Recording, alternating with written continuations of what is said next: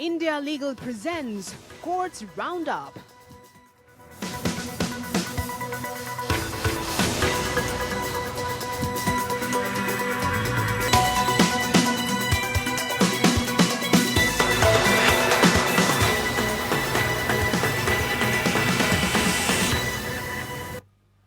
नमस्कार, आपके साथ मैं हूं पूजा कविया गोमा। कोर्ट्स राउंडअप में आप सभी का स्वागत है। इस बुलेटिन में अगले आधे घंटे हम आपको कोर्ट से जुड़ी तमाम छोटी बड़ी खबरों से रूबरू करवाएंगे। कोर्ट की कार्यवाही और सुप्रीम कोर्ट से लेकर हाई कोर्ट और लोअर कोर्ट तक के फैसलों को आपके सामने रखेंगे। आगे बढ़ने से पहले डाल लेते हैं एक नजर हेडलाइंस पर। सुप्रीम कोर्ट ने सुपरटेक के एमराल कोर्ट के 2 टावरों को 2 हफ्तों में गिराने का दिया आदेश। कहा, नोएडा सीओ 72 घंटे के भीतर एजेंसियों की बैठक बुलाए। बैठक में ट्विन टावरों को गिराने के कार्यक्रम को दी अंतिम। उत्तराखंड हाईकोर्ट ने नाबालिग रेप पीड़िता को गर्भपात की दी इजाजत। कहा, भ्रूण से ज्यादा अहम पीड़िता की जिंदगी। मेडिकल बोर्ड ने गर्भपात की सिफारिश नहीं की थी।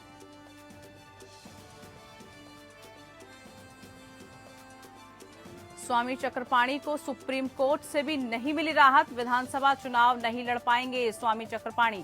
दिल्ली हाईकोर्ट के आदेश में हस्तक्षेप नहीं होगा।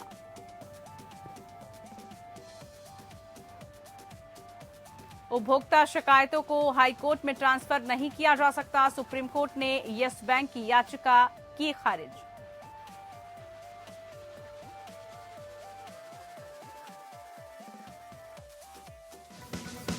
India Legal presents Courts Roundup.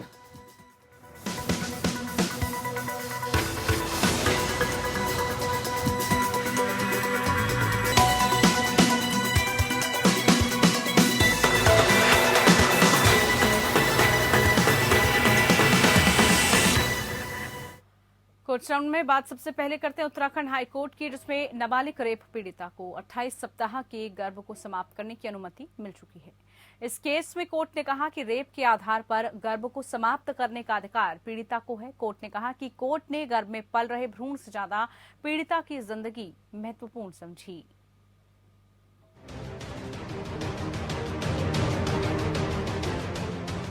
Uttarakhand high court ने बलात्कार पीड़िता के गर्भपात महत्वपूर्ण आदेश पारित किया है। कोर्ट ने नाबालिग दुष्कर्म पीड़िता को गर्भावस्था के 29 सप्ताह 5 दिन में गर्भपात की अनुमति प्रदान कर दी। कोर्ट ने गर्भ में पल रहे भ्रूण की जगह पीड़िता की जिंदगी को अधिक महत्वपूर्ण मानते हुए यह अनुमति दी। न्यायमूर्ति आलोक कुमार वर्मा ने जोर देकर कहा कि जीवन के अधिकार का अर्थ महज अस्तित्व से अधिक है और इसमें सम्मान के साथ जीने का अधिकार भी शामिल है। इस केस से पीड़िता गर्भावस्था की अवधि 29 सप्ताह पार कर चुकी थी। न्यायाधीश न्यायमूर्ति आलोक कुमार वर्मा की एक पीठ ने परिस्थितियों को देखते हुए पीड़िता को 4 फरवरी को गर्भपात की अनुमति प्रदान की थी। याचिकाकर्ता के अधिवक्ता मोनिका पंत के अनुसार पीड़िता 15 साल 9 माह की है और दुष्कर्म के कारण गर्भवती हुई है। इन परिस्थितियों में यदि याचिकाकर्ता को अपनी गर्भावस्था जारी रखने के लिए मजबूर किया जाता है तो ये संविधान के अनुच्छेद 21 के तहत उसके जीवन को मानवीय गरिमा के साथ जीने की गारंटी के विपरीत होगा। पीड़िता को मानसिक चोट भी लगेगी। बच्चा जीवित पैदा होता है तो समस्याएं होंगी। कोर्ट के आदेश पर 24 जनवरी को मेडिकल बोर्ड का गठन कर रिपोर्ट दी गई, जिसमें गर्भ 28 सप्ताह 5 दिन पाया गया। बोर्ड ने निष्कर्ष निकाला कि गर्भपात मां के लिए जोखिम है, उसमें गर्भावस्था को समाप्त करना उचित नहीं है। कोर्ट ने फिर आदेश दिया कि मेडिकल बोर्ड के मार्गनिर्देशन में मुख्य चिकित्सा अधिकारी आदेश प्राप्ति के 48 घंटे के भीतर स्त्री रोग विशेषज्ञ की देखरेख में गर्भपात की प्रक्रिया शुरू कराएं। फिर टीम ने सुरक्षित गर्भपात करा दिया। न्यायमूर्ति वर्मा ने मुरुगन नायकर बनाम भारत संघ के शीर्ष अदालत के एक फैसले पर भी विचार किया, जहां वैधानिक बाहरी सीमा से परे चिकित्सा समाप्ति की अनुमति दी गई थी। उस केस में भले ही बोर्ड ने कहा था कि समाप्ति से मां के लिए सामान्य खतरा होगा, पीड़िता 13 साल की थी और आघात में थी। ये आदेश इसलिए अहम है क्योंकि मेडिकल टर्मिनेशन ऑफ प्रेगनेंसी अधिनियम के अंतर्गत गर्भावस्था के 24 सप्ताह तक ही गर्भपात की अनुमति देने का प्राविधान है। अभियोजन के अनुसार 12 जनवरी को आरोपितों के विरुद्ध दुष्कर्म का मामला दर्ज किया था। 11 जनवरी को पीड़िता की सोनोग्राफी कराई गई, जिसमें 27 सप्ताह 4 दिन से अधिक के गर्भ का पता चला था। Bureau report, APN। तो इधर सुप्रीम कोर्ट ने कहा कि उपभोक्ता शिकायतों को हाईकोर्ट में ट्रांसफर नहीं किया जा सकता। न्यायमूर्ति हेमंत गुप्ता और न्यायमूर्ति वी सुब्रमण्यम की खंडपीठ ने उत्तराखंड, उत्तर प्रदेश और नई दिल्ली में जिला उपभोक्ता विवाद निवारण आयोगों में दायर कुछ उपभोक्ता शिकायतों को ट्रांसफर करने के लिए येस बैंक द्वारा दायर स्थानांतरण याचिकाओं को खारिज किया। अदालत ने कहा, उपभोक्ता शिकायतें उपभोक्ता संरक्षण अधिनियम के तहत दायर की जाती हैं, इसलिए ऐसी उपभोक्ता शिकायतों को भारत के संविधान के अनुच्छेद 226 के तहत अधिकार क्षेत्र का प्रयोग करते हुए उच्च न्यायालय में स्थानांतरित नहीं किया जा सकता। नतीजतन उपभोक्ता शिकायतों के ट्रांसफर करने के अनुरोध को अस्वीकार किया जाता है। बैंक ने इलाहाबाद, दिल्ली और मद्रास के उच्च न्यायालयों के समक्ष लंबित रिट याचिकाओं को स्थानांतरित करने की भी मांग की थी। अदालत ने कहा कि बॉम्बे हाई कोर्ट पहले से ही इस तरह की एक याचिका पर सुनवाई कर रहा है। कोर्ट ने कहा, हम उक्त उच्च न्यायालयों से बॉम्बे हाई कोर्ट के फैसलों का इंतजार करने का अनुरोध करते हैं, जिसने अंतिम सुनवाई के लिए 10 फरवरी 2022 तक की है। उच्च न्यायालय बॉम्बे हाई कोर्ट के आदेश की प्रतीक्षा करने और फिर आगे बढ़ने के लिए लंबित मामलों को स्थगित कर सकते हैं।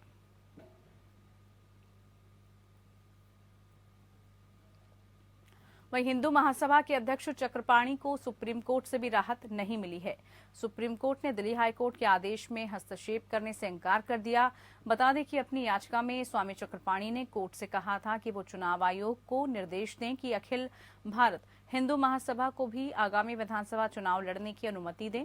स्वामी चक्रपाणी ने खुद को अखिल भारतीय हिंदू महासभा का अध्यक्ष बताया है। उन्होंने कोर्ट में याचिका लगाकर कहा था कि वो चुनाव आयोग को अखिल भारतीय हिंदू महासभा को भी चुनाव लड़ने के लिए अधिकार दिए जाने का निर्देश दें। हालांकि सुप्रीम कोर्ट ने दिल्ली हाई कोर्ट के आदेश में हस्तक्षेप करने से इंकार कर दिया। सुप्रीम कोर्ट ने कहा कि महासभा के भीतर ही की ये लड़ाई है और इसके साथ ही कई अन्य प्रतिद्वंदी भी महासभा के अध्यक्ष होने का दावा कर रहे हैं। ऐसे में कोर्ट कोई फैसला नहीं ले सकता। इससे पहले दिल्ली हाई कोर्ट ने चक्रपाणी की याचिका को ये कहते हुए खारिज कर दिया था कि आधे दर्जन से ज्यादा लोग अपने आप को अखिल भारतीय हिंदू महासभा का अध्यक्ष बता रहे हैं। ऐसे में कोर्ट कोई आदेश नहीं दे सकता। दिल्ली हाई कोर्ट में लगाई गई याचिका के मुताबिक चक्रपाणी को अखिल भारतीय हिंदू महासभा राजनीतिक दल के अध्यक्ष के रूप में मान्यता दी गई थी। हालांकि बाद में चुनाव आयोग ने मान्यता वापस ले ली थी। ऐसे में स्वामी चक्रपाणी ने याचिका लगाकर चुनाव आयोग को अखिल भारत हिंदू महासभा के पदाधिकारियों को विधानसभा चुनावों में भाग लेने की अनुमति देने का निर्देश देने की मांग की थी। इससे पहले स्वामी चक्रपाणी ने माफिया सरगना दाऊद इब्राहिम से अपनी जान को खतरा होने का दावा भी किया था। इसको लेकर न्यायमूर्ति ने कोर्ट में सुरक्षा बढ़ाए जाने का अनुरोध किया था। चक्रपाणी का कहना था कि पहले उन्हें Z श्रेणी की सुरक्षा दी गई थी, जिसे घटाकर Y श्रेणी कर दिया गया है।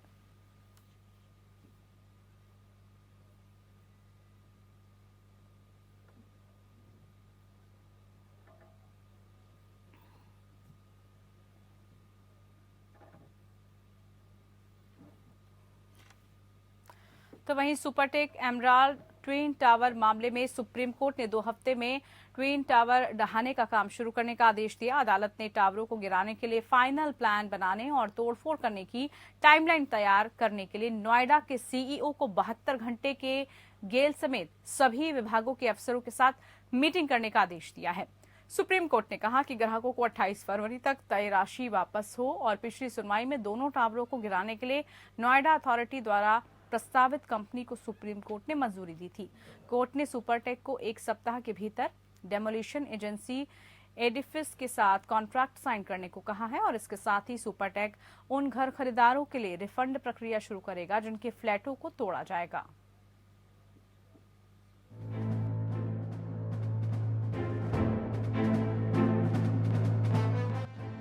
सुप्रीम कोर्ट ने सुपरटेक पर सख्ती दिखाई है। सुप्रीम कोर्ट ने नोएडा में सुपरटेक एमराल्ड कोर्ट के 2 40 मंजिला टावरों को 2 हफ्ते में गिराने का निर्देश दिया है। कोर्ट ने नोएडा सीईओ को 72 घंटे के भीतर सभी संबंधित एजेंसियों की बैठक बुलाने का निर्देश दिया है ताकि ट्विन टावरों को गिराने के कार्यक्रम को अंतिम रूप दिया जा सके। सुप्रीम कोर्ट ने real estate developer company Supertech limited को सख्त निर्देश दिया है कि वो अपनी एमराल्ड कोर्ट परियोजना के तहत दोनों टावरों में घर खरीदने वाले ग्राहकों को 28 फरवरी तक तय राशि लौटा दे। इसी के साथ कोर्ट ने साफ कर दिया है कि वो नोएडा स्थित इस परियोजना में घर खरीदने वाले ग्राहकों के बीच रकम वापसी पर सहमति की प्रक्रिया दोबारा शुरू नहीं कराएगा। सुप्रीम कोर्ट की जस्टिस डीवाई चंद्रचूड़ और जस्टिस सूर्यकांत की पीठ ने इस मामले की सुनवाई की। गौरतलब हो कि न्यायालय की तरफ से इस मामले में नियुक्त न्याय मित्र गौरव अग्रवाल ने घर खरीदारों को लौटाई जाने वाली राशि निर्धारित की है। न्यायालय ने कहा कि बकाया आवासीय ऋण वाले मामलों में कंपनी को 31 मार्च तक कर्ज निपटाना होगा और इससे जुड़े वित्तीय संस्थानों से अनापत्ति प्रमाण पत्र या एनओसी लेकर 10 अप्रैल 2022 तक जमा कराना होगा। पीठ ने कहा कि वापस लौटाई जाने वाली रकम के बारे में फ्लैट खरीदारों के साथ बनी सहमति का पालन दोनों ही पक्षों को करना होगा। उसने तय रकम के बारे में न्याय मित्र की गणना को स्वीकार करते हुए कहा कि इस पर नए सिरे से गौर करना अनुचित होगा। वकील गौरव अग्रवाल ने पीठ को बताया कि कुछ घर खरीदारों ने वापस लौटाई जाने वाली रकम की गणना ठीक ढंग से नहीं किए जाने की बात कही है, लेकिन उनमें से किसी ने भी तय राशि की मात्रा में कोई गड़बड़ी नहीं पाई है। अब तक 38 फ्लैट खरीदारों की रकम वापसी पर सहमति बनी है। पीठ ने कहा कि दोनों टावरों को गिराए जाने के मसले पर वो 7 फरवरी को विचार करेगी। इस आवासीय परियोजना को भवन निर्माण मानकों के उल्लंघन का दोषी पाए जाने के बाद 40 मंजिला टावर को गिराने के आदेश दिए गए हैं। नोएडा प्राधिकरण ने पीठ को बताया कि उसने टावर ध्वस्त करने के लिए एडिफिस इंजीनियरिंग को केंद्रीय भवन अनुसंधान संस्थान या CBRI रुड़की के साथ परामर्श में काम करने के लिए चुना है। उच्चतम न्यायालय ने 31 अगस्त 2021 को सुपरटेक के निर्माणाधीन 40 मंजिला दोनों टावरों को ध्वस्त करने का आदेश देते हुए कहा था कि इस काम को 3 महीने के भीतर पूरा किया जाए। इसके साथ ही उसने इस परियोजना में घर खरीदने वाले सभी खरीदारों को बुकिंग के समय से 12% ब्याज के साथ रकम लौटाने का निर्देश सुपरटेक को दिया था। Bureau report. सुप्रीम कोर्ट ने आईबीसी की धारा 302 की व्याख्या की है। सुप्रीम कोर्ट ने फैसले पर उन परिस्थितियों पर चर्चा की जिनका उपयोग ये निष्कर्ष निकालने के लिए किया जा सकता है भारतीय दंड संहिता की धारा 302 के तहत हत्या के मामले में मौत का इरादा था या नहीं। जस्टिस MR शाह और जस्टिस BV नागरत्ना की एक खंडपीठ उत्तराखंड राज्य की उस अपील पर विचार कर रही थी जिसमें हाईकोर्ट के आदेश को चुनौती दी गई थी, जिसमें आईपीसी की धारा 302 के तहत अपराध के लिए आरोपी की दोष सिद्धि को खारिज कर दिया गया था और आरोपी को ट्रायल कोर्ट द्वारा आईपीसी की धारा 302 को दोषी ठहराए जाने संबंधी आदेश को बहाल करने और उसे आजीवन कारावास की सजा दिए जाने की मांग की गई थी। बेंच ने कहा कि पुली चेरला नागाराजू बनाम आंध्र प्रदेश सरकार ने ये टिप्पणी की गई थी और कोर्ट ने माना था कि मौत का इरादा आमतौर पर विभिन्न परिस्थितियों में से कुछ या कई के संयोजन से एकमात्र किया जा सकता है। मसलन इस्तेमाल किए गए हथियार की प्रकृति, क्या हथियार आरोपी द्वारा ले जाया गया था या मौके से उठाया गया था, क्या प्रहार शरीर के किसी महत्वपूर्ण भाग पर लक्षित है, चोट पहुंचाने में नियोजित बल की मात्रा, क्या चोट पहुंचाने वाले व्यक्ति ने अनुचित लाभ उठाया या क्रूर और असामान्य तरीके से कार्य किया, क्या आरोपी ने एक ही बार किया या फिर कई बार किए। खंडपीठ ने प्रतिवादी अभियुक्त को आईपीसी की धारा 302 के तहत मृतक को जान से मारने या फिर हत्या करने के लिए अपराध के लिए दोषी ठहराया और उसे आजीवन कारावास की सजा सुनाई। ट्रायल कोर्ट द्वारा आरोपी को आईपीसी की धारा 302 के तहत अपराध के लिए दोषी ठहराए गए और उसे आजीवन कारावास की सजा के निर्णय और आदेश को बहाल कर दिया गया।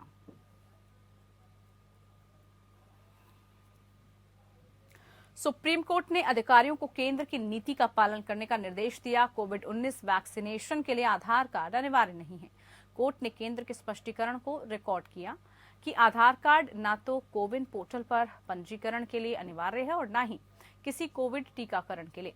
टीकाकरण के लिए 9 पहचान दस्तावेजों में से किसी एक को प्रस्तुत किया जा सकता है। जस्टिस DY चंद्रचूड़ और जस्टिस सूर्यकांत की पीठ सिद्धार्थ शंकर शर्मा की रिट याचिका पर सुनवाई कर रही थी, जिसमें केंद्र को निर्देश देने की मांग की गई थी कि वो कोविड-19 टीकाकरण के लिए पहचान के लिए एकमात्र प्रमाण यानी आधार कार्ड पेश करने पर जोर न दे।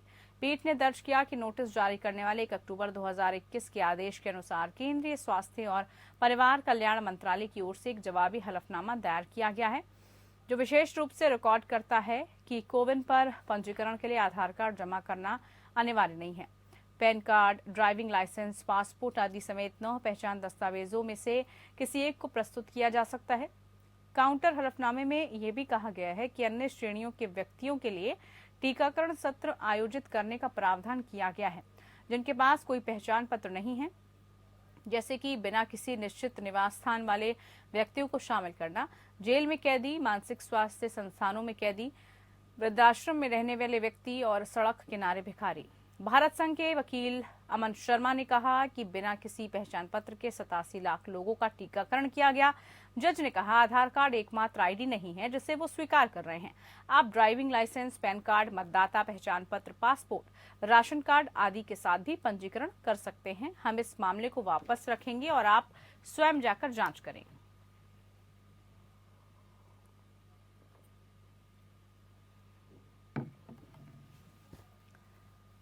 इधर सुप्रीम कोर्ट ने सोमवार को पहले अंतरिम आदेश जारी करने के बावजूद सांप्रदायिक हिंसा के बारे में सोशल मीडिया पोस्ट करने पर एक्टिविस्टों को नोटिस भेजे जाने पर त्रिपुरा पुलिस को फटकार लगाई। अदालत ने चेतावनी दी कि अगर राज्य पुलिस हिंसा पर लोगों को उनके सोशल मीडिया पोस्ट पर परेशान करने से परहेज नहीं करती तो अदालत पुलिस अधीक्षक और यहां तक कि राज्य के गृह सचिव समेत अन्य लोगों की व्यक्तिगत उपस्थिति का निर्देश देगी। जस्टिस DY चंद्रचूड़ और जस्टिस सूर्यकांत की पीठ त्रिपुरा पुलिस द्वारा आपराधिक प्रक्रिया संहिता की धारा 41A के तहत पेश होने के लिए जारी नोटिस के खिलाफ एक्टिविस्ट समीउल्लाह शबीर खान द्वारा दायर एक आवेदन पर सुनवाई कर रही थी। आवेदक की ओर से पेश अधिवक्ता शाहरुख आलम ने कहा कि 10 जनवरी को अदालत ने पुलिस को उनके ट्वीट के खिलाफ कार्रवाई करने के रोकने के लिए एक अंतरिम आदेश पारित किया था। उस आदेश से अदालत ने पुलिस द्वारा ट्विटर एक को धारा 91 CRPC के तहत जारी नोटिस को आगे बढ़ाने के लिए कदमों पर रोक लगा दी थी, जिसमें उनके ट्वीट और उनके IP पते और फोन नंबर के बारे में जानकारी को हटाने की मांग की गई थी। आलम ने प्रस्तुत किया कि उस आदेश की शारीरिक तौर से तालीम नहीं हुई और इसलिए पुलिस अधीक्षक तक नहीं पहुंची। उन्होंने कहा कि उक्त आदेश को मीडिया में व्यापक रूप से रिपोर्ट किया गया था, बावजूद इसके SP ने आज पेश होने के लिए नोटिस जारी किया। न्यायमूर्ति चंद्रचूड़ ने राज्य के वकील से कहा आदेश की प्रति का फिर संचार करें और इस बीच नोटिस पर कार्रवाई न करें। राज्य के वकील ने अनुरोध किया कि मामले को 2 सप्ताह के लिए रोक दिया जाए। पीठ ने आदेश दिया कि याचिकाकर्ता के वकील शाहरुख आलम ने कहा कि इस अदालत द्वारा पारित 10 जनवरी 2022 का आदेश हालांकि व्यापक रूप से रिपोर्ट किया गया है, औपचारिक रूप से पुलिस अधीक्षक को दिया जाना बाकी है। जैसे भी हो, याचिकाकर्ता की मां के नाम पर दिनांक 20 जनवरी 2022 को CRPC की धारा 41A के तहत एक नोटिस जारी किया गया था। याचिकाकर्ता की उपस्थिति की आवश्यकता है क्योंकि याचिकाकर्ता को पहले ही इस अदालत के 10 जनवरी 2022 के पिछले आदेश द्वारा संरक्षित किया गया, इसलिए आगे आदेश लंबित होने की धारा 41A के तहत नोटिस के अनुसरण में कोई और कदम नहीं उठाया जाएगा।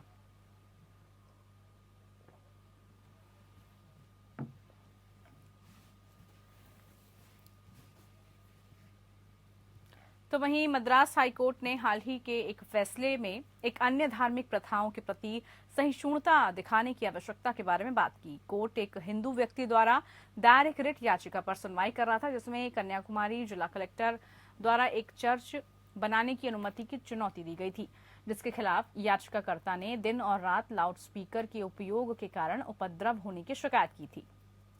कोर्ट ने अपना निर्णय ये कहते हुए शुरू किया था कि भारत के संविधान की प्रस्तावना में भारत को एक धर्मनिरपेक्ष गणराज्य के रूप में गठित करने का संकल्प लिया गया था। कोर्ट ने अनुच्छेद 15(1) का हवाला दिया, जिसमें कहा गया था कि राज्य को धर्म और अनुच्छेद 51A जैसे कारकों के आधार पर किसी के साथ भेदभाव नहीं करना चाहिए, जिसके अनुसार सद्भाव और भाईचारे को बढ़ावा देना प्रत्येक नागरिक का मौलिक कर्तव्य है। मौलिक अधिकार और कर्तव्य कोर्टों के लिए पवित्र और बाध्यकारी थे, जो धर्म से संबंधित मुद्दों का न्याय निर्णय करते हैं। ये देखते हुए कि याचिकाकर्ता एक हिंदू था, जस्टिस CV कार्तिकेयन ने कहा, प्रत्येक हिंदू द्वारा पालन किए जाने वाले मूल सिद्धांतों में से एक सहिष्णुता है। सहिष्णुता अपना समुदाय या धर्म के प्रति भी होना चाहिए और विशेष रूप से हर दूसरे धार्मिक समुदाय के लिए भी होना चाहिए। कोर्ट ने कहा कि उसी रिहायशी इलाके में एक मंदिर भी है। इस पर विचार करते हुए कोर्ट ने सहिष्णुता बनाए रखने की आवश्यकता और विविधता के एकता के महत्व के बारे में बात की।